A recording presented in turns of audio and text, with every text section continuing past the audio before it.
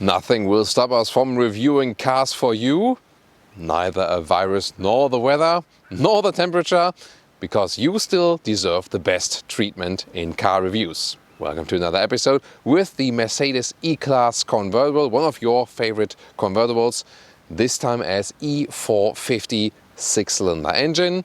We also have reviewed the E53. You can check out that review later on. Today, the E450 convertible in exterior, interior and the driving experience. Everything we're telling you will both count for the convertible and the coupe, besides its soft top, obviously, E-Klasse facelift. So even if you search for the E-Klasse sedan or the estate, a lot of information on the E-Klasse facelift, and of course with a special focus here on the most emotional version of the Mercedes E-Klasse, the E-Klasse as we say in Germany. Now in full HD, full screen and full length. Let's go!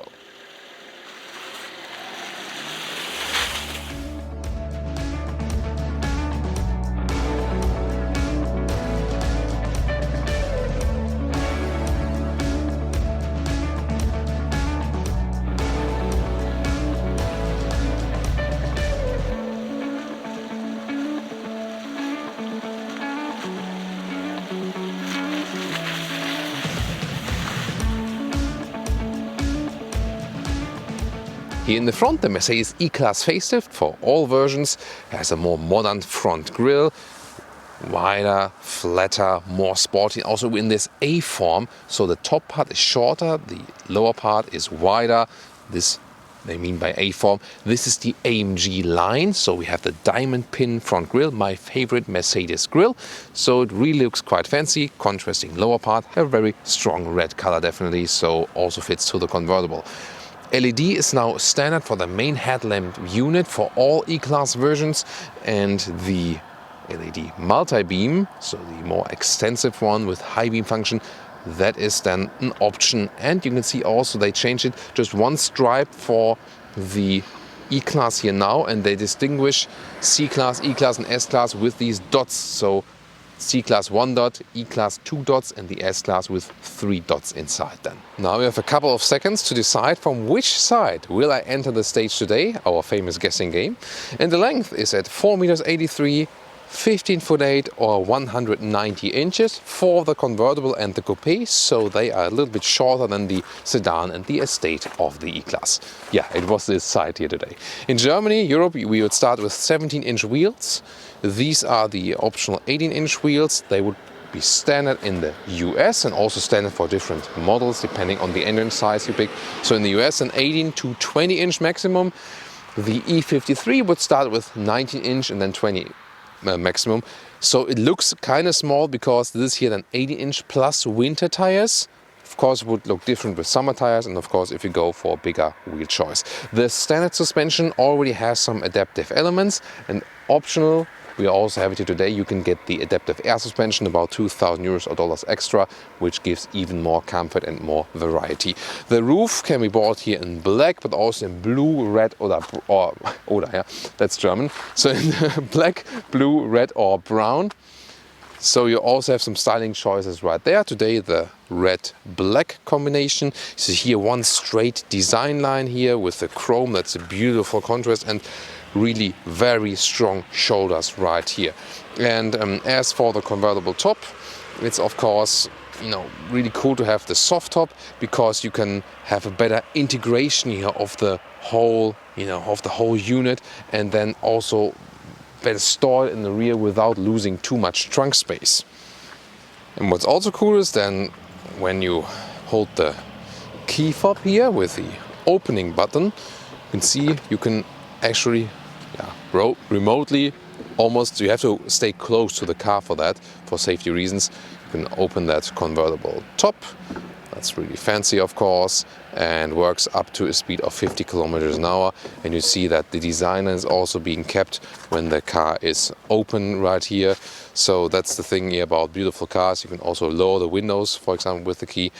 Here, just one straight design line. This is the reason why it very works works very well also with the open top. In the rear, the E-Klasse facelift brings new tail lamps for the Coupe and the convertible. The change is not that big, was bigger with the sedan, but here also updated, more modern light signature here, a little bit more segmented, but very beautiful and interesting. E450 6-cylinder for today, and also a very seamless design here overall.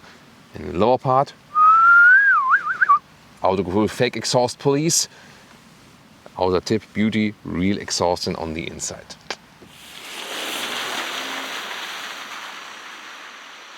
Today, the E450 3-liter inline 6-cylinder with mild hybrid technology, EQ boost, so some recuperation is possible, and also some electric boost. And so the acceleration figure is about 5 seconds, and horsepower-wise between 360 and 370 horsepower, depending on the market. There's also the E53 AMG available, 435 horsepower, 4.4 seconds is the acceleration figure right there. And V8 is not available for the convertible or the coupe. And in Europe we also get the 2-liter 4-cylinders, both petrol and diesel. And also a lot of them have been upgraded now with mild hybrid technology, especially the petrol ones.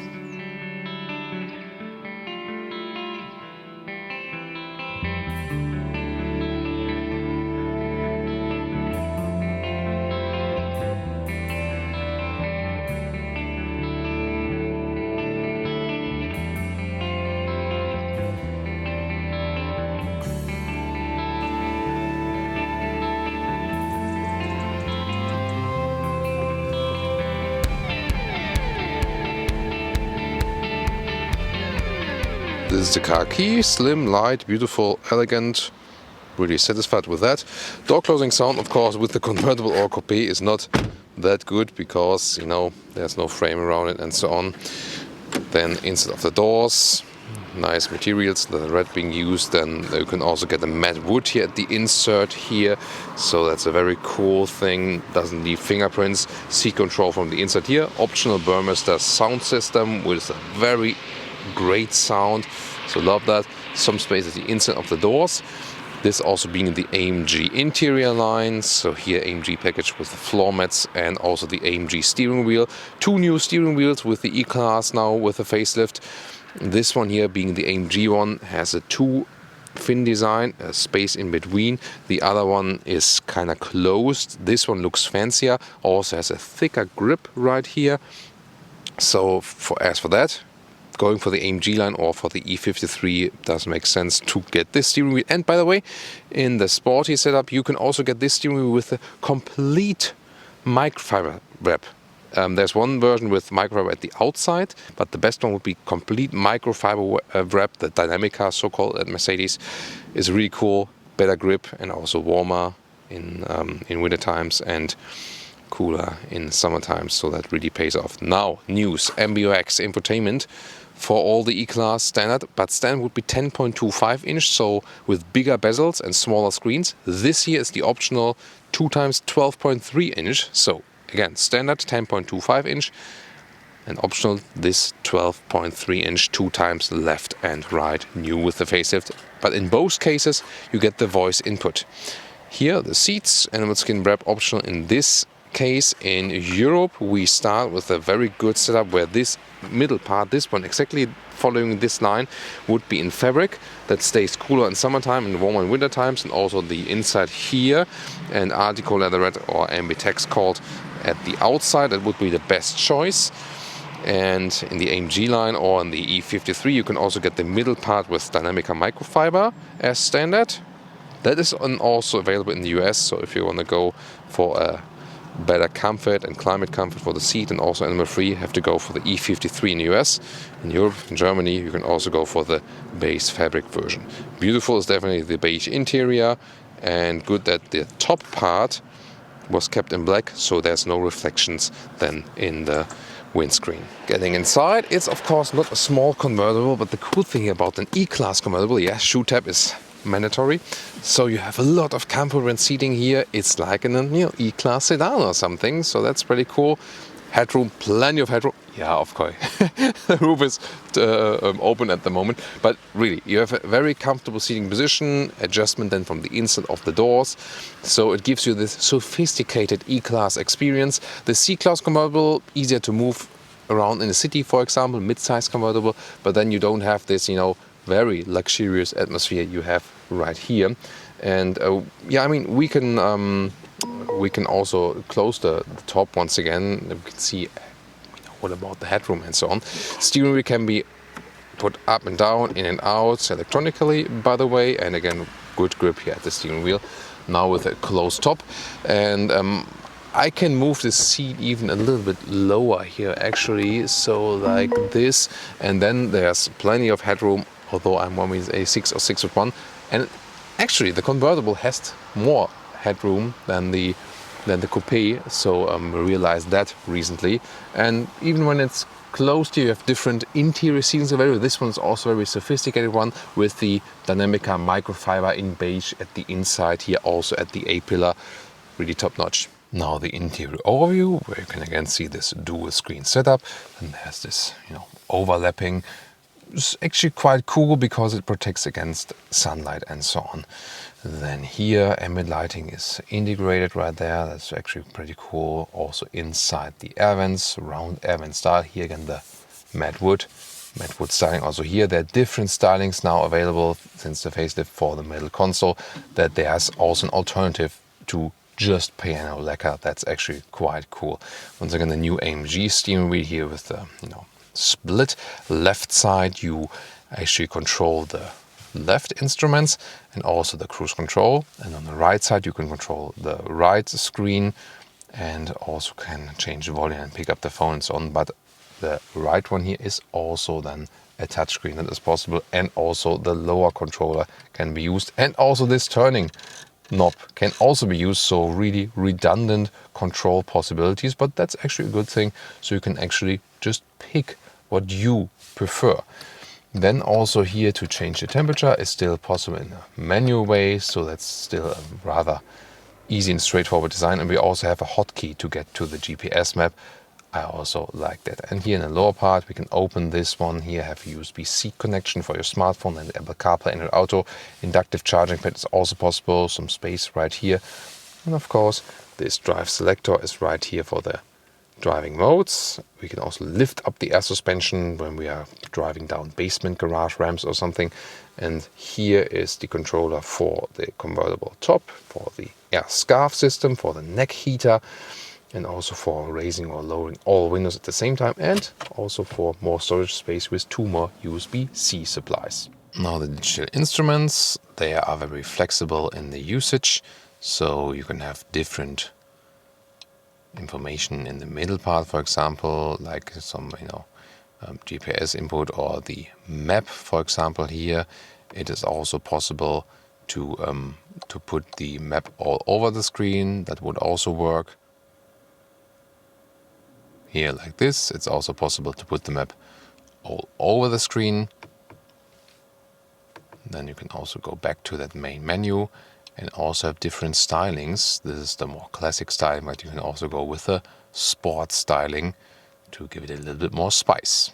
Head-up display is always a nice option with the speed, and also some traffic sign recognition would be put in there, and also some GPS information. And there we go with the main screen, now including the MBUX, also with the voice input, and you can also search for car functions. For example, hey Mercedes, how can I help? Activate steering wheel heating. I'm sorry, this vehicle does not have steering wheel heating. So in this case, I know it doesn't have the, it is an option, 350 euros by the way, steering wheel heating, but in this case I could activate it when it would be possible, but here the car then is telling me it's not available in this car. It was not built in that. Yeah, interesting. Here the screen has a good visualization, I think, so also when I take a look at the GPS, map looks quite fancy, all with the small clouds here, beautifully done. And there's also an Apple CarPlay hotkey here, so with a good sound system here. Wow, The Burmester sound system is really nice, so top notch. And this is the CarPlay integration. You can hop back to the Mercedes menu like this. Also have the settings here and so on. Comfort features. You can activate a relaxing massage. This is an option, of course, with a very sophisticated, dot design, with these air cushions. Really cool. Ambient lighting, of course, setting all the way to Thomas Blue or Ocean Blue, it's called here. But you can also have some other colors set right there. And of course, brightness always all the way up. An upgrade for the rear view camera. You can see it is panning like this here. And this is not physically done, but it's like inside the widescreen image that is digitally panning, depending if you go right or left. And then you have this blue outline here around the drone view from above, fake drone view from above, and this blue outline is moving inward then when you're close to another object, that you can see that also visually a little bit more. What about the rear seating? Yeah, I smell the comments where I have the time code with Thomas in the back seat. That's really popular here when I enter vehicles that don't have too much space on the interior in the rear. So I have to crouch inside like this, and in the C-Class convertible it would hardly work when I put the seat back here now. Headroom wise it works when I don't put my spine all the way up, then it works, and then left it closed down that you can see. Headroom is somewhat limited, but of course it's also soft, so when I put my spine up I don't hurt my head. And it is a little bit cramped in here. You have a separate climate unit here, and when you put the seat here back, then it directly works like this when there's also a tall driver. I can squeeze myself in here, so it is possible to drive with 4 adults, more or less definitely. And this is also a reason when you would go for the air cap system. So there's this air cap system. That is a wind deflector that is also making it possible to switch, with people in the back and forth. So in the front there's like a small area lifting up, very interesting. At the same time there's a small wind deflector lifting up in the rear. It's about 800 euros extra, but there's still a classic wind deflector possible. You see there's some classic holes here right and left. This would be around 400 euros, so half the price, and this has a better effect. So if you rather go with 2 people and use the rear bench, so just for additional luggage, go for the classic wind deflector, save the money for the air cap system. It is doing better than the air cap system. The air cap system does actually. And what I have here is the classic wind deflector that is stored between the rear seats and the trunk. Actually, quite interesting solution. And you just fold it out and like this, and also then like this. Then when it's installed, I can soon show you that. And then this one will be the best wind protection, and actually also shows both is possible to have the classic wind deflector and the air cap system. If that's really needed is another question. This one will do just fine, but you can go for both. Here we go now. It is installed, the classic wind deflector like this. So it blocks then the rear seats, but if you don't use them usually for passengers, it doesn't matter that much. And you can also put this one here easily back down again for some, better view to the rear if you're driving then with closed top once again. And when you open the top, then just put it up manually right here. And you can at all times also remove it completely in here again, and there it's also secured. It's not too hard to deinstall it again. What about the trunk area? Open it like this here with flipping the logo, and then you can see it is somewhat limited, of course, with the convertible. This is when the roof is open. So you see here a cabin trolley still fits underneath. That's okay, and you can also push it inwards. And the length here, normal length of the trunk, would be a little bit less than the meter. That's still somewhat okay, I would say, in length. And the width here to the limited area is a little bit less than 90 centimeters. Of course, wider here just in that top area in the very front. And this one here can be moved inside for more trunk height then when you have the roof closed. And this one here, the height when it's open, This here 26 centimeters, and the top one would be less than 40 centimeters. So that's then the difference. And then here we go. We can push a button in the top part of the trunk. And then this one becomes available when the roof is actually closed. And then we can also left and right fold the seats. I can go around here and fold the seats like this. And then you can also load things through.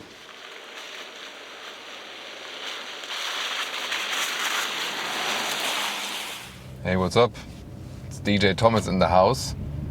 In this case, not disc jockey, but driving jockey. And DJ Thomas bringing you Thomas's driving lounge with the Mercedes E-Klasse convertible. And you know, at the time of the recording of this video, it's quite cold outside, but that doesn't mean that you cannot drive with open top.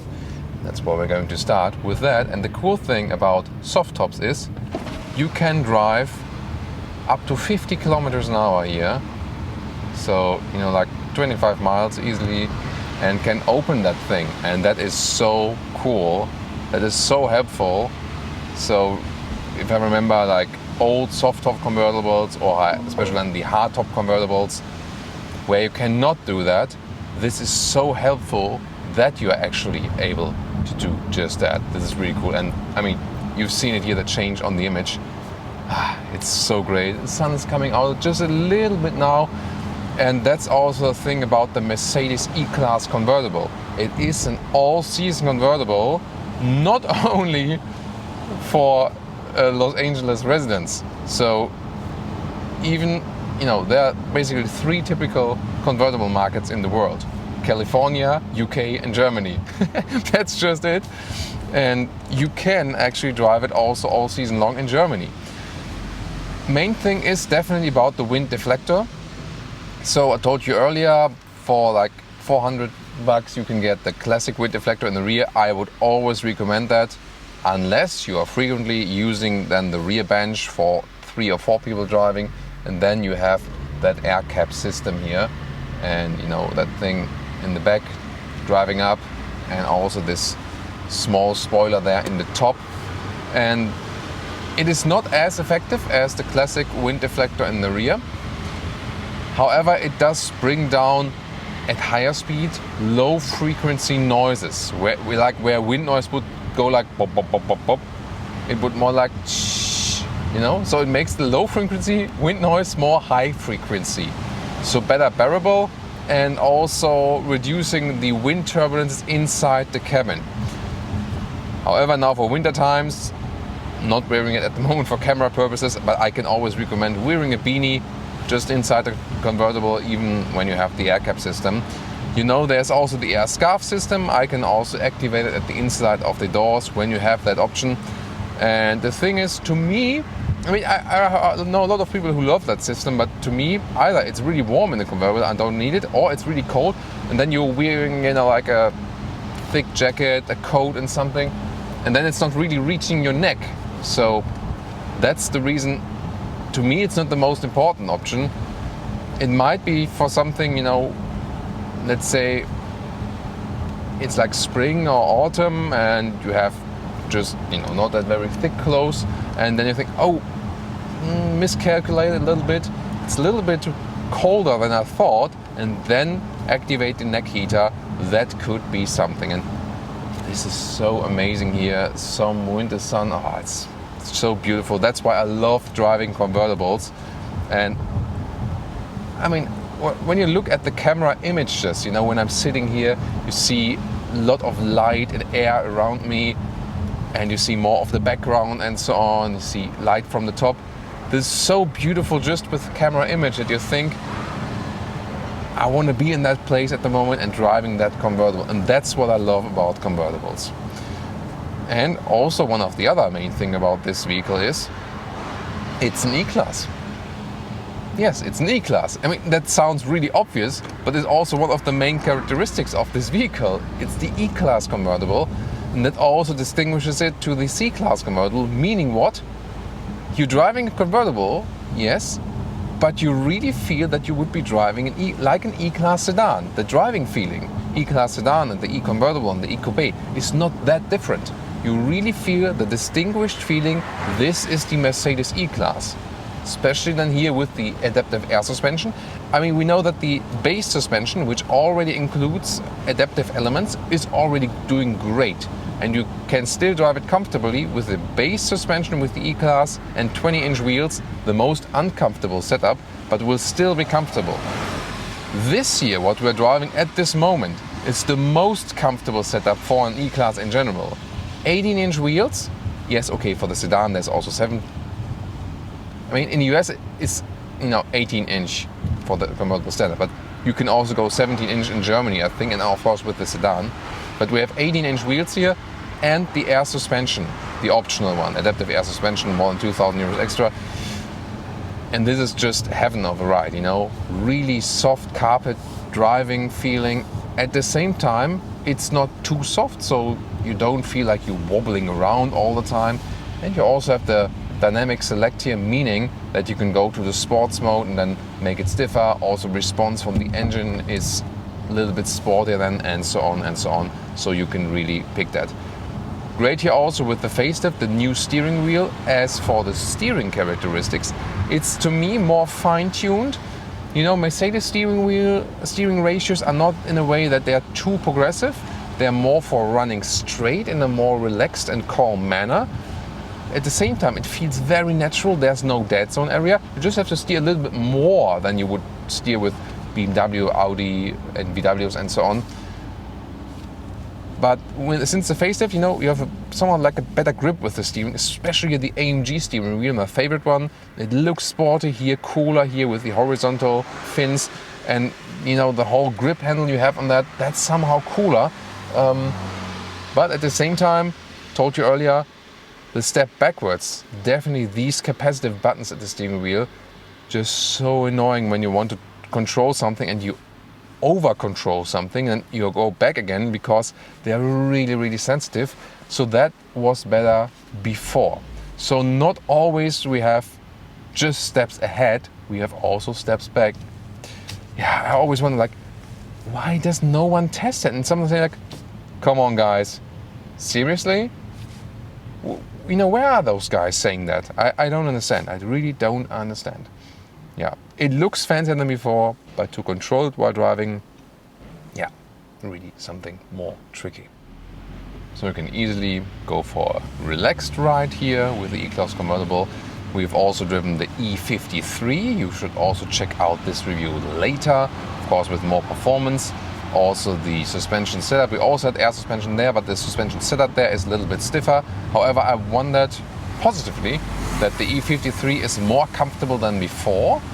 So they also really changed some hardware parts in the air suspension with the facelift for all air suspensions of the E-Klasse, no matter which version you have.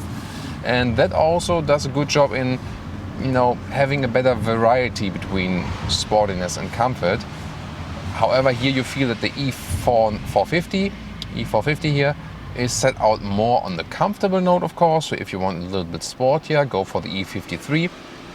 And remember, I told you earlier that in the US, for example, you can only get non-animal skin seating. So then the Dynamica microfiber on the inside, the Artico or Ambitex leatherette on the outside with the E53. So probably in the US I would go for the E53 now, being that for the main reason.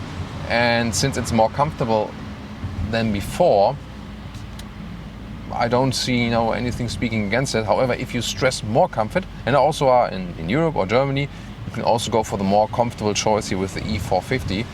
It's the same base engine, this new inline 6-cylinder 3-liter, here with a little bit less horsepower tune than in the E53, but that's no problem. We also soon close the top and do acceleration run. Here then around 5 seconds is the acceleration figure, where it's 4.4 with the E53, but it's still, it's the same base engine, it's a very good one. And we also have this EQ boost and also possible EQ charge. What does it mean? It's the MHEV system, mild hybrid technology. So when I'm going downhill here now, I think you can also see that here in this part, this green charging level. That means there's recuperation happening, not compared to a battery in a true hybrid or in a plug-in hybrid or electric vehicle. Just some recuperation is happening in there actually. but this is then better for efficiency in general, and you can also use it then again as an EQ boost, means as an electric boost of the acceleration. Here, once again, so cool, I'm going to the motorway and I can close the top, no problem. However, I really have to say, I tested quite a lot of times now, even here with this convertible, you can also drive in a, in a fast way with the open top. So driving 100 kilometers or 60 miles now on the motorway with open top is possible. Then again, this air cap system, difference is that you change a little bit of the frequency of the wind noise with that. But once again, especially when you're driving higher speed motorway, go for the classic old school wind deflector. It will do even better, especially at higher speeds, no doubt about that. And then you close the top and you think, wait a minute, am I driving a Mercedes E-Klasse Coupe or something, a coupe? Because this acoustic top there, remember, available in different colors, black, red, blue, brown. It's so well insulated that you lose the feeling of, oh, I'm driving a convertible and it's loud when it's opened up, but it's also loud when it's closed up. No. Even driving higher speeds, there's hardly any difference anymore. Only if you really drive super fast, like 160 kilometers an hour, like 100 miles per hour, then you would still feel difference. E-Klasse Coupe sedan to the convertible, where the real closed top cars are better as for the noise insulation. But here, normal motorway speeds and so on, so well insulated that you can really relax. And that's also a little bit different to the C-Class. It's a little bit louder, also smaller and more agile and better to use in the city. The E-Class more bulky, so for some European cities, you might consider maybe go for a mid-size convertible, like a C-Class convertible, Audi A5 convertible, BMW 4 Series convertible, then the bigger ones, like here with the E-Class convertible. So that's always a matter of how long and big are the parking spots you have. Then again, if you think about comfort, here you have a more comfortable, more sovereign seating position and so on. So that might then speak for the E-Class convertible, for example. Here we can also activate the cruise control with your left thumb, and also has a lane keeping function. All the latest tech can be ordered here, as for all the assistance systems. And once again, it's more complicated to change the speed here now with the capacitive function. So you slide with your left thumb for 1 kilometer steps, and when you press, you do 10 kilometer steps. I mean, that you learn time by time, but also here, I think the older system where you had this, this jog where you could push a little or push more up and then change in smaller or bigger steps, it was just easier to handle. And yeah, I can just say it looks fancier, but it's harder to control. Traffic sign recognition. Now the car also see line of sight here and a head-up display to 1 kilometers an hour, 60 miles an hour, and then also the speed of the cruise control is being adapted as for that. So that is also well done, definitely. Blind spot monitor is also here. There will be like a red triangle in the side mirrors, but I mean, here with the coupe and the convertible, it's not that necessary as it would be with other vehicles, because there's no B-pillar. Here now the lane keeping and the active lane keeping assist was also active. See here, car is keeping me in the lane, and that's also well done. Wasn't really recognizing that inside the construction lane, and now also telling me, please keep your hands on the steering wheel. Evil Thomas, don't do that. And then I also do that. Yes, Mr. Car, I do that. And here again, nice highway speed, so relaxing once again, and keeping it on normal. Wow, like there were some waves here, and then that's so cool to feel when the air suspension is evening out these waves, And yeah, not to forget, when we would have the fabric, the cloth seating would be even more comfortable because it adapts better to the body. Now we can go to sport. Well, we can even go to Sports Plus mode, I think.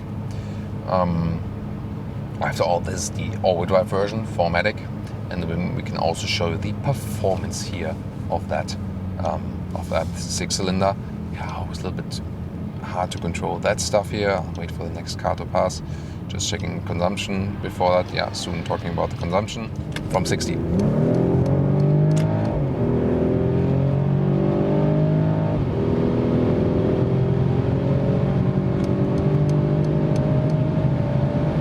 That's 180 kilometers an hour. Should be enough for now. Good performance and also nice sound, I think, here in the sports mode. Also better from the sound. And there you have it, 160 kilometers an hour. And I mean, yeah, from the left side there, from the non-existing B-pillar, I hear some wind noise. But I mean, we're driving a convertible at 160 kilometers an hour. That's so silent. It's more silent than a lot of other cars that have closed tops. So great performance. As for the wind noise, then here also more response, throttle, steering, suspension is stiffer now right here. Good lane change, so in the sports mode it stiffens up. You don't have this, flying carpet feeling of the air suspension again. Fine tuning the brakes here, good control of the vehicle, doesn't feel too heavy. And we're going back to the normal mode, or here to the comfortable mode, to have more comfort than from the air suspension. So you see, this car can do both. Before that hard acceleration, by the way, I was at about 10 liters on 100 kilometers fuel economy. In summer times and really gentle, you can get it closer to 9 liters on 1 kilometers, but in general 10 is somewhat realistic. Of course, that's not, can always be less, no doubt about that. That would be some 20 mpg plus US and less than 30 mpg UK in that region. You have to calculate. Now in the tunnel here, once again, beautiful as for the ambient lighting. Look at that, swinging here, then together with the blue background of the MBUX infotainment system, of course. For that reason, and also for Thomas Blue reasons, nice to pick the blue ambient lighting in the air vents here. Then the sensual purity concept introduced a couple of years ago. Here then again, so a pure line, but also a sensual line, ambient lighting hidden behind this line right here. Beautifully executed. So ambient lighting, that's also one thing where Mercedes is always on top of their game. Whoa, that's light again now, and driving towards the sun. Blinded by the light, right? So once again to 100 kilometers an hour. And so this is a convertible you can use for a lot of different purposes. Long-term motorway driving, driving with open top in winter times, driving with closed top at higher speed. Yeah, definitely one of my favorite convertibles. It can only be a but when you are a lot of times in situations where you need parking spots and it's just too narrow in your city. Then of course this bigger convertible can be a problem.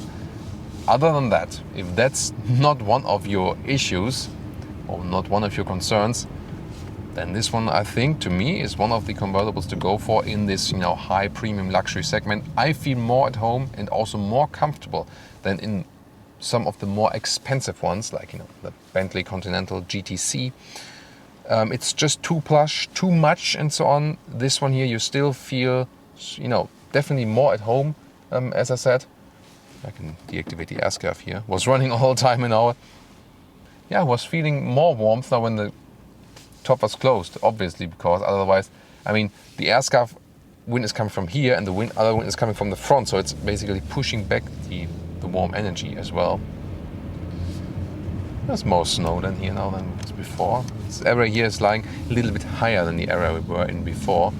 Here you see again how I have to turn the steering wheel a little bit more, than again, not that progressive as with other brands, but still a good natural driving feeling. I can really recommend the AMG steering wheel once again. And that brings me back to the 450 versus 53. So I took a look at the US build or configurator as well, and when you add the AMG line to get this steering wheel, for example, then you almost can go for the E53 again, price-wise. Yeah, 19-inch wheels also included right there. So I really like the 53 also as we were driving these, but both here are actually really, really cool, and I like that inline 6-cylinder. This mild hybrid system is not not a game changer as for the fuel economy, we realize that. However, it can't hurt, and especially when you're driving downhill, you know at least not all of the energy is being lost. So once again, good performance from that engine, so relaxing to drive and enjoy. Really a car that can give you so much pleasure and is really very, very well balanced. So definitely one of the cars that truly has some Autogefuehl, which is, if you don't know, don't happen to know, translation of car feeling. Easier than you thought, maybe. So I really hope you enjoyed. Wait a minute. One more ambient lighting and acceleration. I mean, it's a 6-cylinder, right? And it's a Mercedes. So why not enjoy ambient lighting and the acceleration one more time, right? So we go right here now, once again in the tunnel, that you can take a look at that. It's always good to have these, these light changes, and again, the ambient lighting, really cool. Oh, yeah, I can show you what I can still show you here is. So here, when you go for the temperature change, vents are in red when you put it warmer, and they go blue when I make it colder. So imagine I would set the ambient lighting to, let's say, green now. It will also appear blue when I put it colder, and red when I put it warmer. Just not changing to blue, obviously, because when it's already blue, it can just be blue, Yeah. Okay. Purple is also like a very interesting color. So when we are already at speed, what about the acceleration? And that's this time not Sport Plus, but Sport mode from 100 kilometers an hour.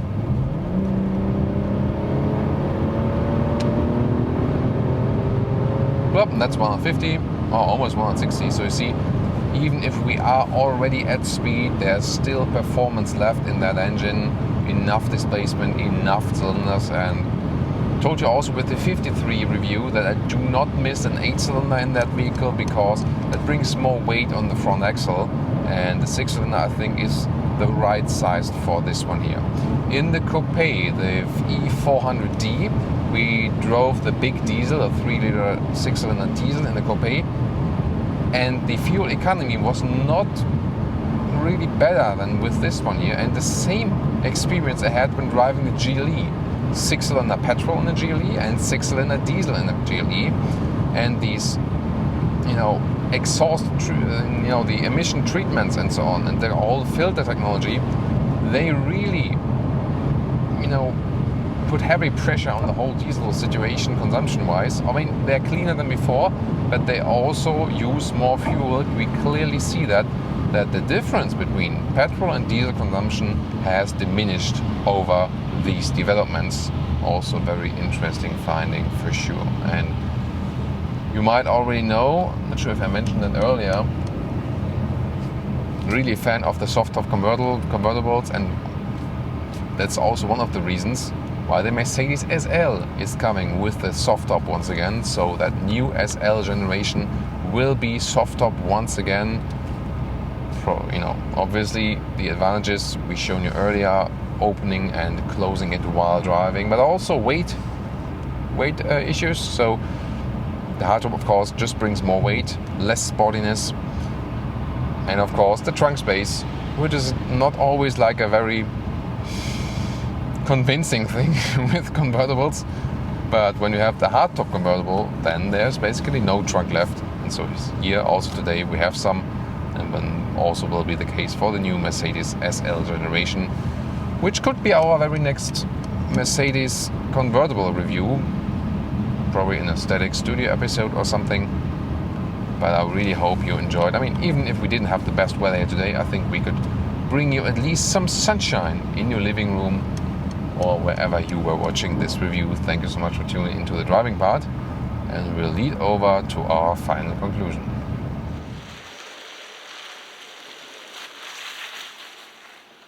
And now to our conclusion for today with the Mercedes E-Klasse convertible. Beautiful sunlight we have here right now, and also a beautiful red color, no doubt about that. So the facelift has brought a more sporty design, even in the base versions, more so than here in the AMG line, or if you go for the true AMG model E53, will be linked in the video description, that review definitely. And also interior upgrades, definitely good with the new MBUX, where you can also have voice input, both for the smaller and the bigger screen. The steering wheel better to handle, sportier handling, looks also fancier, but in both versions, the normal and the AMG version, the capacitive input, the user input or user interface is worse than before. So that's the only catch with this vehicle. Other than that, a beautiful riding experience, sovereign driving, lot of comfort, especially with the air suspension. The optional air suspension is definitely a great choice. One of the most, if not the most comfortable and the most silent convertible on the market, an all-season convertible. Obviously, you see that right here. So, really good ratings. Fuel economy could be a little bit better. The new mild hybrid system is doing maybe a little bit for that, but not too much, not a real game changer as for that. And also more animal skin alternatives for here, for the E450 on the US market. That is missing, for example. So on the US, I would go for the E53. And yeah, meanwhile, really good friends with the E53. But here in Germany, this one here, of course, could be a more comfortable choice. And then if you go for the fabric seats here as well, they will bring even more comfort than for this convertible, and climate comfort, both for summer and winter times. But overall, I think we can all agree on that. This is one of the dream convertibles on the market. Thank you so much for tuning in today. Tune into the other E53 episode and also other interesting videos we have linked in the video description. See you there.